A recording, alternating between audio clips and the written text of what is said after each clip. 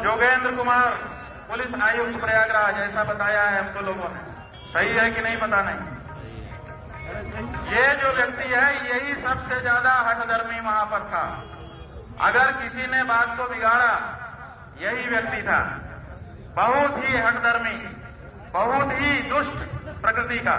नमस्कार, आप देख रहे हैं निगाहें इंडिया न्यूज। दोस्तों, प्रयागराज माघ मेले से इस वक्त एक और बड़ी खबर सामने आई है। यहाँ मौनी अमावस्या स्नान विवाद के बाद अब ज्योतिष पीठ के शंकराचार्य स्वामी अभिमुक्तेश्वरानंद सरस्वती का मामला और गंभीर हो गया है। माघ मेला विकास प्राधिकरण ने आधी रात उनके शिविर में नोटिस भेजकर उनके शंकराचार्य पद पर ही सवाल खड़े कर दिए हैं और उनके 24 घंटे के भीतर जवाब मांगा है।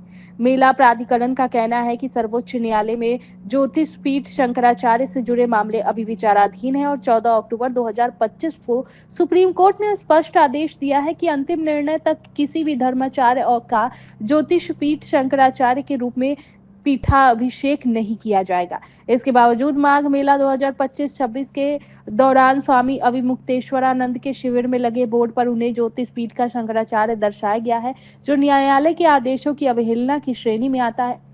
नोटिस के साथ इन बोर्डों की तस्वीरें भी संलग्न की गई है।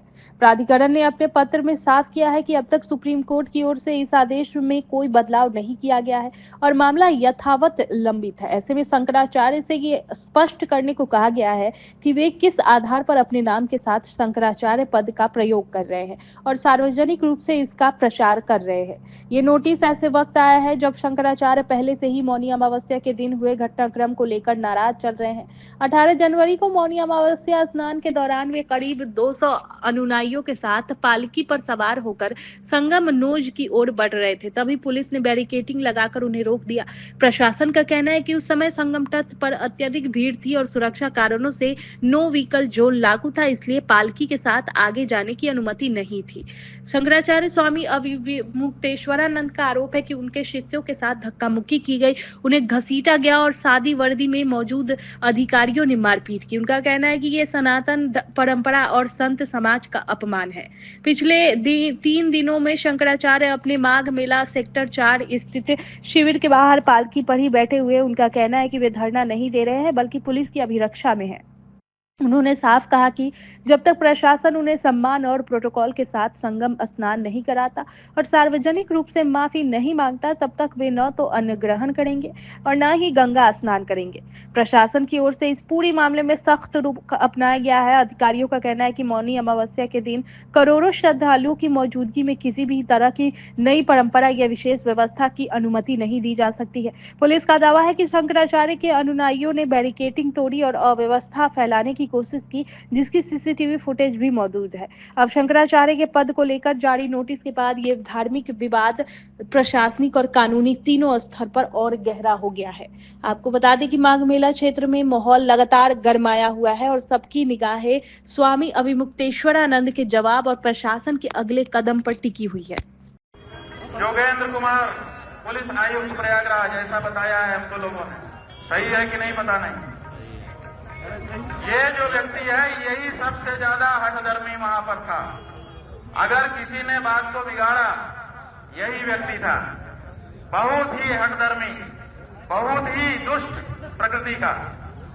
और यही अनाउंसमेंट बार बार तरह की करके हमको आक्रोश में लाना चाहता था। इसी ने कहा था कि बड़ी गर्मी चढ़ी है, अभी उतारता हूं।